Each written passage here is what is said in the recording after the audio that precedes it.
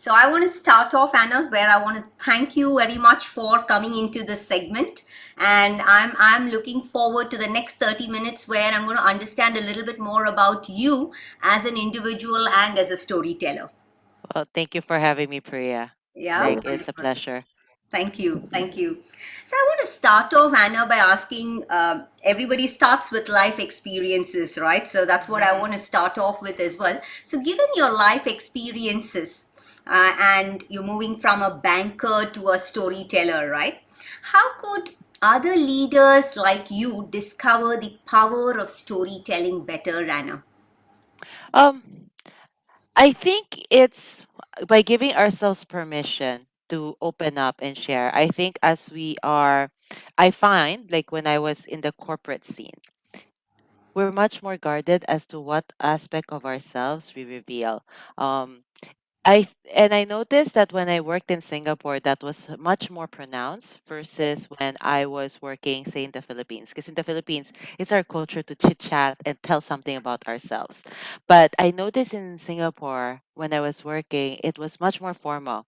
We only talk about work. We talk about work, we talk about people at work, about work, but nothing about our personal lives or our interests, the things that matter. We can talk about which school we went to and who we know, but that's about it, like the things that you can see in your CV.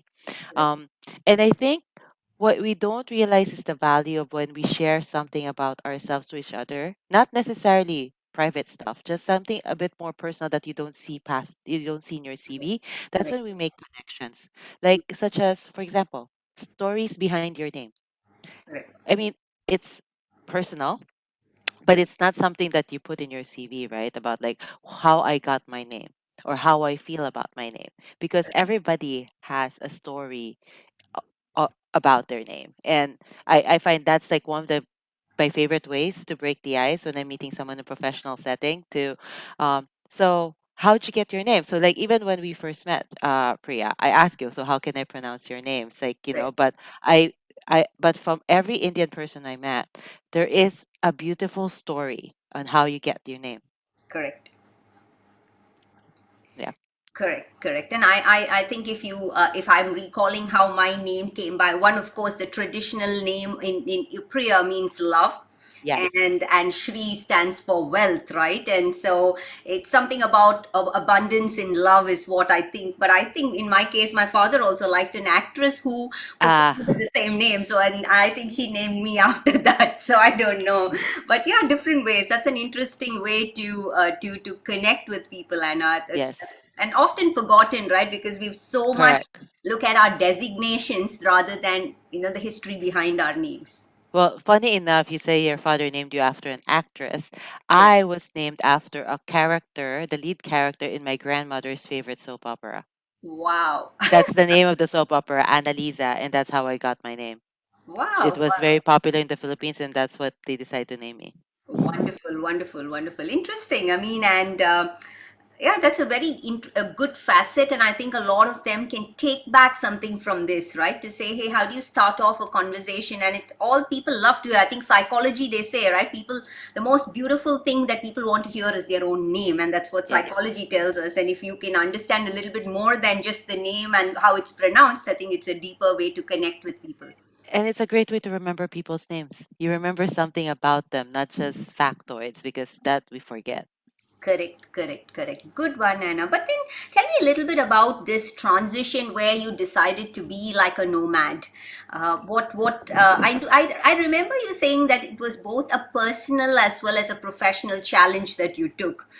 Am I right in that? More personal than professional, because professionally, basically, I just decided I was done with banking. So, and I didn't know what I want to do next. So, Okay. I wanted to take that time to explore, meet people with different experiences, and just see what they're doing. But I also at that time, because I when I was in banking in Singapore, while I could travel wherever, it was always very limited. Like you have 3 weeks and that's it. I wanted I've always loved traveling. Like I've been traveling since I was 2, so I wanted to see what it would be like if I could travel for an extended period and not have a schedule and not have a plan. So and there are people who are very nomadic. I'm not so sure how that applies this time in the pandemic, but I wanted to see what it was like to live out of a suitcase and just moving from place to place.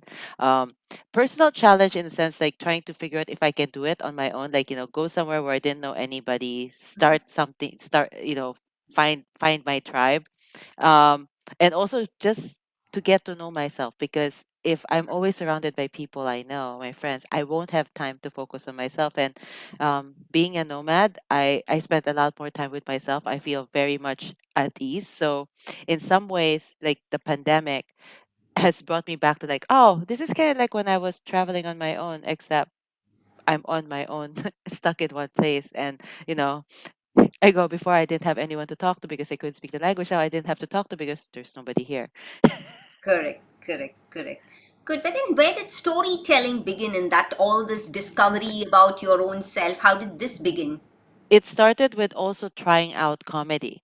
So after I was done traveling around South America, I was exploring career options, non-banking, in San Francisco. And I went to see a comedy show, and I wasn't impressed with the female comedian. So I was getting more laughs from the audience than she did. So I thought, well, that's a bar for comedy. Then I might as well just do comedy.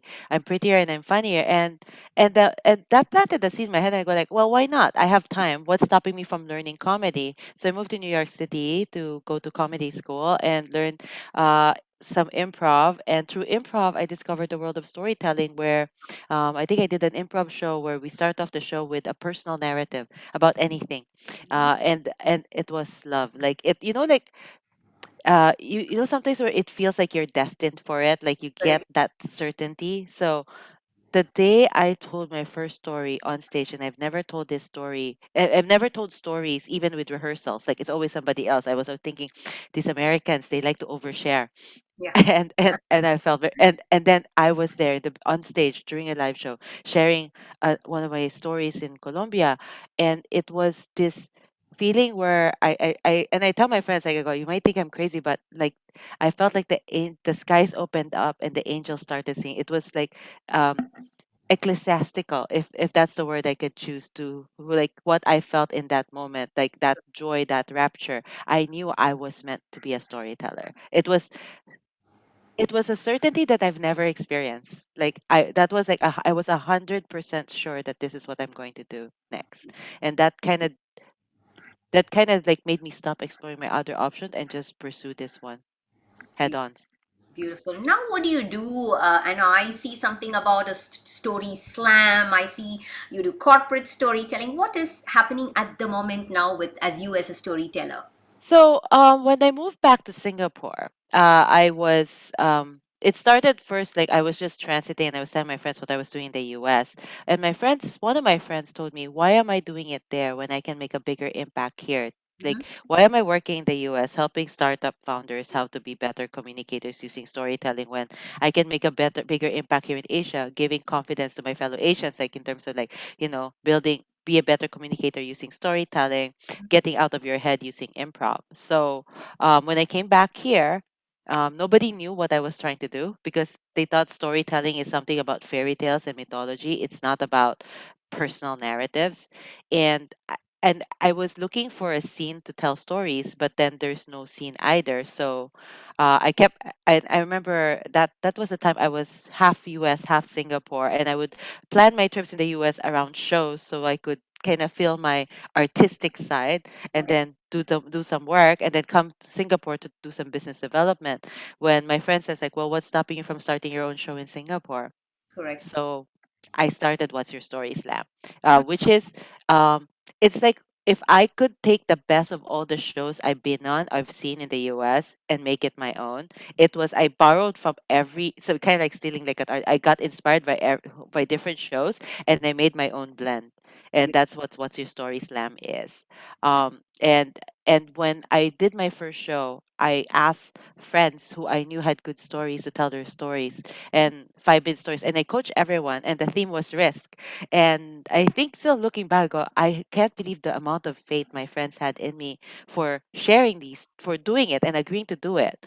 Correct. And also, and how it all came together. Because for me, I was risking everything, because people in my personal and my professional life, everybody who knew me in Singapore came to watch the show.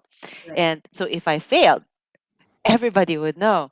Right. And that was probably the biggest moment where I felt completely naked. And Correct. it like people, and it's so scary to share something so personal, something so important to you, to people who know you, especially when people know you as something like, but you're a banker, why are you doing this, like Correct. who are you to even go into this field where you have absolutely zero experience other than you want to do it. And it's an incredible journey, and part of it is just trying, experimenting. Correct. So and I tell my friends, like, actually, I'm not afraid to fail, I'm afraid to succeed, because when you succeed and keep succeeding, the moment you fail, it's a lot harder, it's a lot more painful. Correct. Correct. Correct. It's very nice, Anna. So interesting. But now, when what they say is there is so much power in stories, right? And there's so much connections that you can build, and it's very obvious. But what prevents people from telling more stories? How? What have you discovered there? First is people, there are several ways. One is not knowing where to find stories, Correct. but the other one is you worry about being judged by other people, not by strangers, Correct. but by the people you know. Correct. Because when you share personal stories, it's normally not just about you, but it's Correct. also about your friends, your Correct. family, things that are very meaningful for you. Correct. And it's basically you're showing all your soft tender bits, the ones that maybe, like, that scar that's just starting to heal, Correct. that's starting to grow the hardened skin, but it's still there. And so that's where you feel more vulnerable. And I think that's one thing that people don't want to share, because, like, we and I think the pandemic made us much more um guarded as well. Yes. Like, we're afraid to connect. But the thing is, everybody's lonely, but I find people are more open to strangers than they are to people they know. Correct, correct, correct. You're right. Absolutely, absolutely.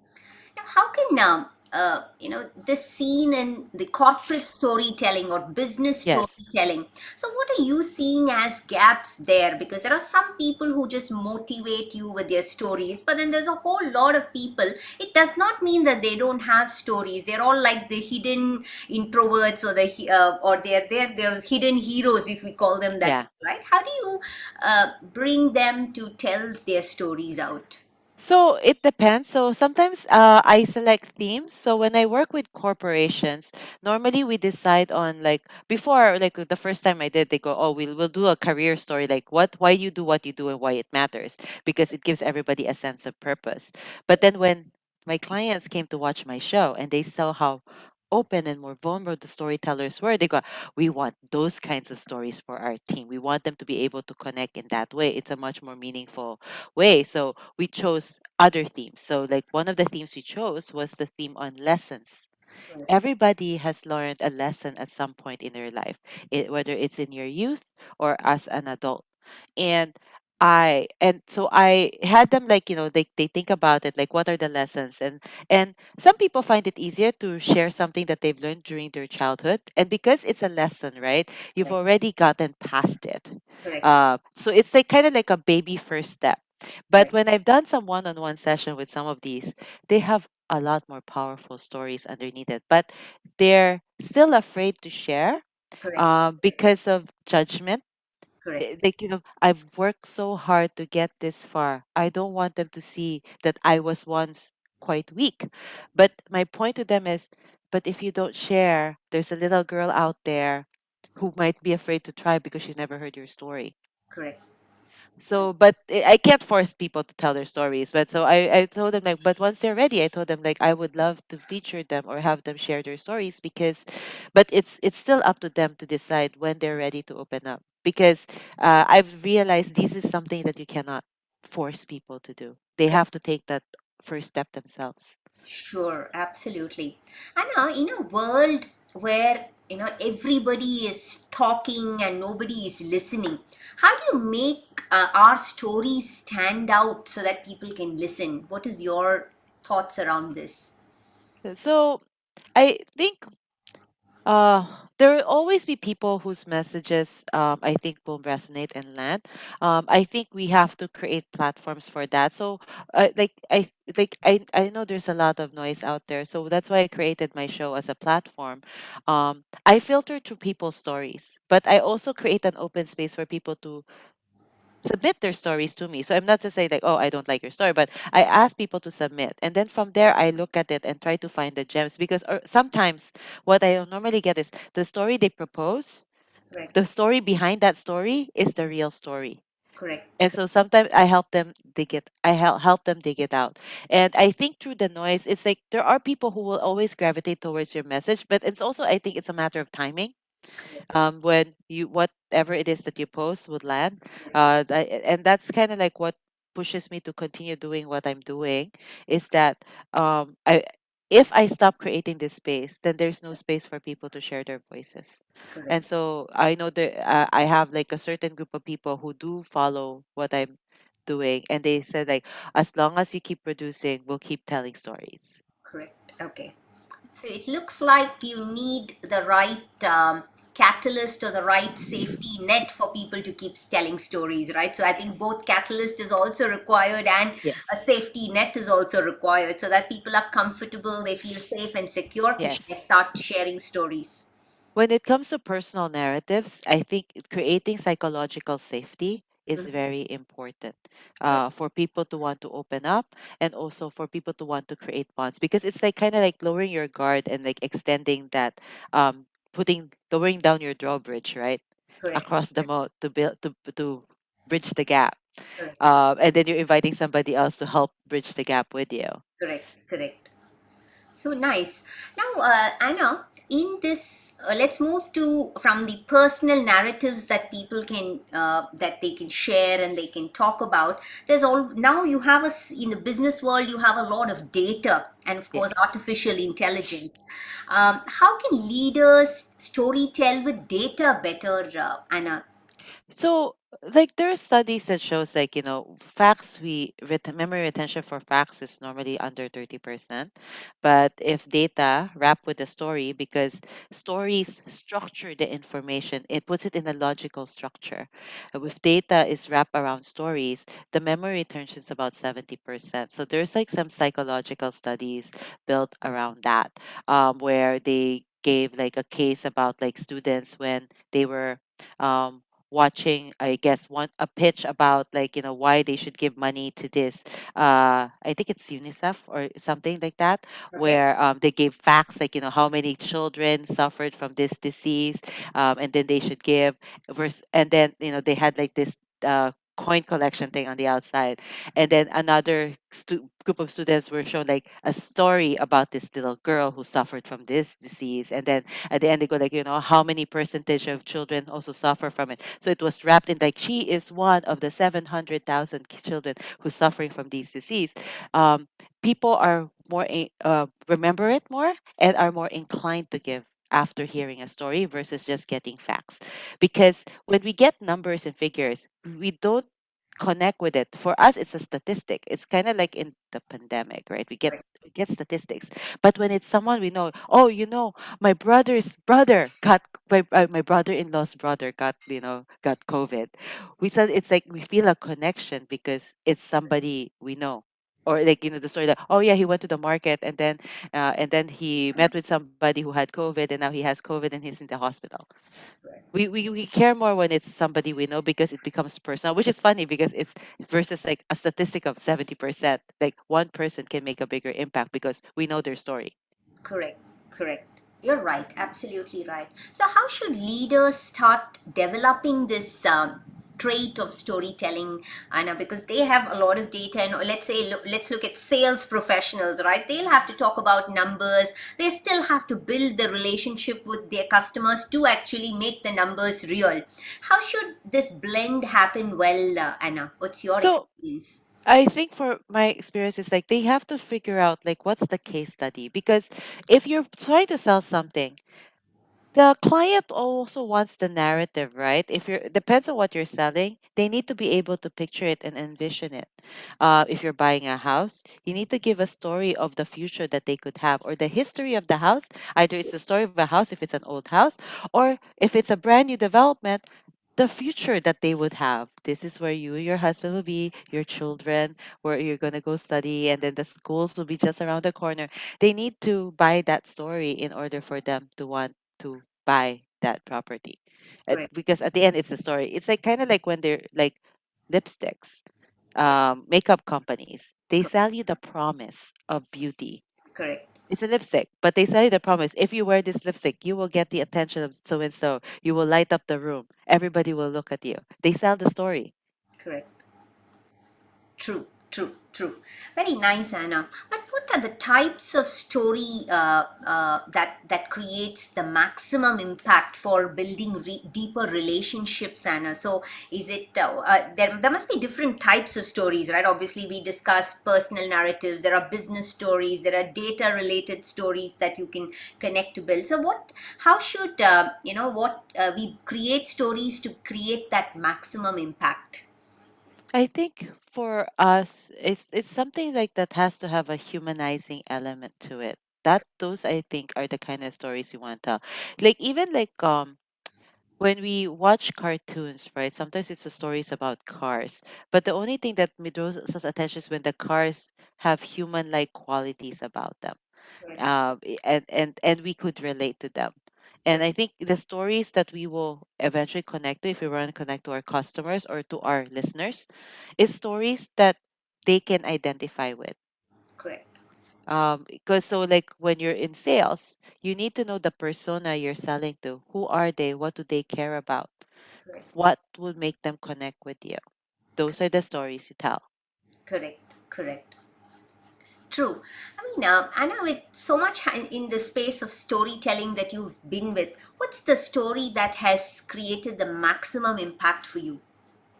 Um, so I think a lot of people are drawn into my career story when I talk about like 10 years ago I had the life that every like that was like what success looks like, going to the right school, um getting this job, this international job. Everybody wanted that life, right? That was the measure of success.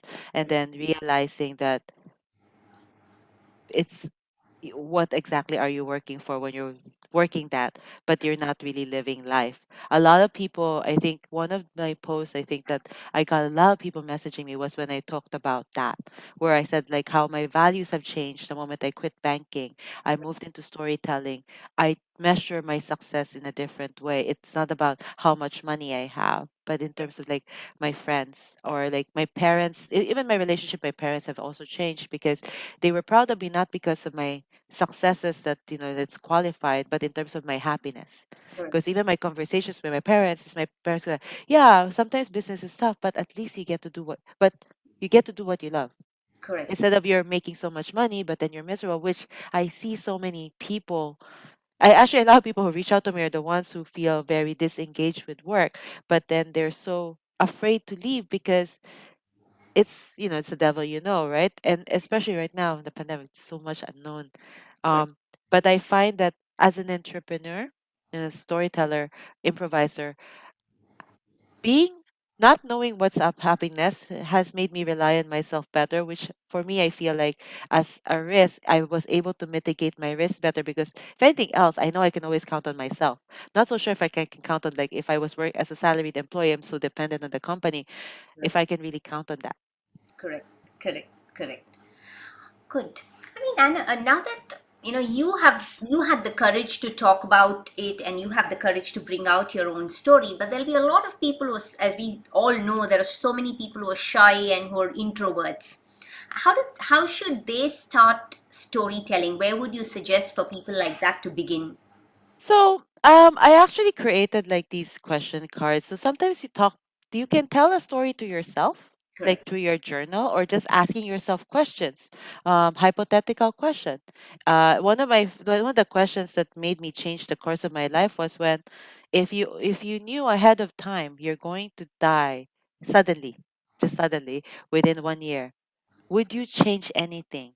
in the way you're living right now. Mm-hmm. And at that time, I was in banking, and I'm like, hell yeah. I was going I was not I don't want to be in this path. And that was when I realized, like, I really don't want to be in this path. If I really only have 1 year to live, I don't want to be doing this. And that was when I started in terms of being a nomad. Was my deal to myself was, live this year as if it was your last. What Mm. would you do? Correct. Correct, correct. A good, I mean, it helps you to think deeper when there is an adversity in front of you, right? So that's when most human beings, we try to make some changes. But Yes. how could, people do it as a natural course of life? I mean, only when you had that question, right? You wanted to. Otherwise, it would have been another day sitting in the bank Yes. today. So it's how should people think about this shift earlier before an adversity strikes, Anna? I find that these things, there are people who are more inclined to explore themselves, but there are a lot of people who don't want to. Even I myself hated this self analysis, self reflection. I didn't want to do that for a lot of years. It was only when I was, and even as a nomad, when my first year, I did not want to do introspection or understand myself because it's tough. Correct, And correct, it was only when I realized, like, okay, I've been traveling for a year and I still don't know what I'm gonna do, and I'm feeling a little lost, that I really needed to. You have you have to sometimes force yourself. There wasn't really anything that was pushing me. I could still continue being nomad, but I just, like, you really kind of figure out what you want, because, like, kind of like you're getting bored too. correct, correct, correct. Good. But I think it has to be a self something we self start, and not everybody wants to do that. True, true. You're right. I think it has to come from personal choice, right? It can't just Yeah. come out of a book, or it can't come out of You can't force anything. people. And I find here a lot of my friends sometimes hate being one alone with me one on one, because I ask these questions. Correct, correct. So, how can people use storytelling to discover their larger purpose, Anna? So when it's so I think people don't, like, we always tell stories, but we don't really. So the stories people tell on my stages are much more intentional. They have to prepare for it. When we play our stories on the fly, we don't really have chance to explore ourselves. Correct, But when you're preparing a story to tell for the stage, you have to keep going back to that time. You have to kind of dig through your memory bank, and all these other stories come out. And even my student says, like, yeah, when I started working on this story, I started thinking about what was going on when I was younger, and all these other memories that I totally forgot just started coming out, and they start connecting with themselves. But it's only when you're very intentional about working on a story does this happen. Not necessarily for the stage. If you say you want to write a memoir, you can also do that. That also happens, but it's only, you have to really take time to reflect when this all comes out. Otherwise, they stay buried. So I suggest, like, oh, well, I would say, like, yeah, take my course because I force you to do it, or pitch a story for my stage because you'll be forcing yourself to do it too. correct, correct, correct. Good, Anna. So as what I'm understanding is that it needs intentional practice, right? And Yeah. an intentional reflection, not something that goes because when you do reflection without a certain outcome in mind, then you're pretty much all over the Over place. the place, yes. Yes. So good, Anna. So this is very useful. I think it's a good spend of 30 minutes, I should say, where you started your journey as a nomad, as a banker, nomad for a period of time, and discovered this. And I also think that there were some good takeaways that I had. One is about becoming intentional. The Yes. second is about having a safety net to practice stories, and then the some of the other things that I'm taking away are also around connecting to people and their experiences through your storytelling, right? Yes. So that's what I'm able to get. But this has been a good spend of our time, Anna. I want to Yeah. say thank you very much. Oh, And thank I you. look forward to coming to your show on October 7th, which Yes. I made a booking for. Yes, I saw that one. Yeah, I'm looking forward for you to hear the stories of all my students. They've been working on their stories for 6 weeks. Wonderful, wonderful. I should say thank you very much, Anna, and all the very best wishes to you. Okay, thank you for having me.